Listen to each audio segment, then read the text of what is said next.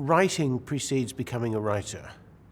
You find yourself, in my case, interested in poetry, actually. That's what I first started doing as a teenager. I started writing these poems. I was a very sensitive teenager, I suppose.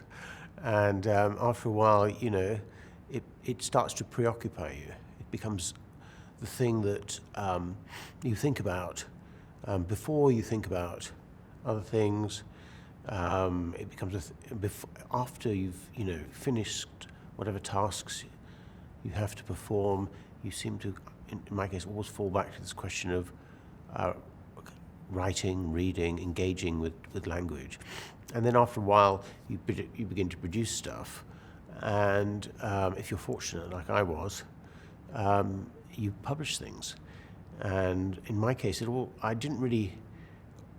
When I was at college, I was writing poems, obviously not very good ones, but I wasn't writing fiction. And it wasn't until I'd graduated from law school that I started writing fiction. I sort of suspended my legal career almost as soon as it was about to start for a year to write my first novel. And that was the first time I ever wrote prose. And I must have been about 24. And I managed to finish the novel and very luckily get it published. And then I went back to, speaking of careers, because becoming a writer is a kind of career, I went back to becoming a lawyer and tried for many years trying to combine being a barrister in London with writing. It wasn't easy. I do think that the impulse to write, certainly in my case, is genetic or something, because there are lots of. I have 3 brothers and sisters who didn't become writers, and there were lots of people in my sort of situation in Holland, for example, which is a kind of expat, deracinated, never racinated in some ways. But the thing that alerted me to the fact that there was a world of words, there was a world of language that was sort of magical, was reading Portrait of the Artist as a Young Man. And in particular the pages, this is when I must have been about 16, the pages of that novel early on, in which Stephen, the protagonist, is a young guy, is a kid, is a child walking through across the cricket fields, and he hears the sound of cricket being played. And I was fanatical about sports, still am really, and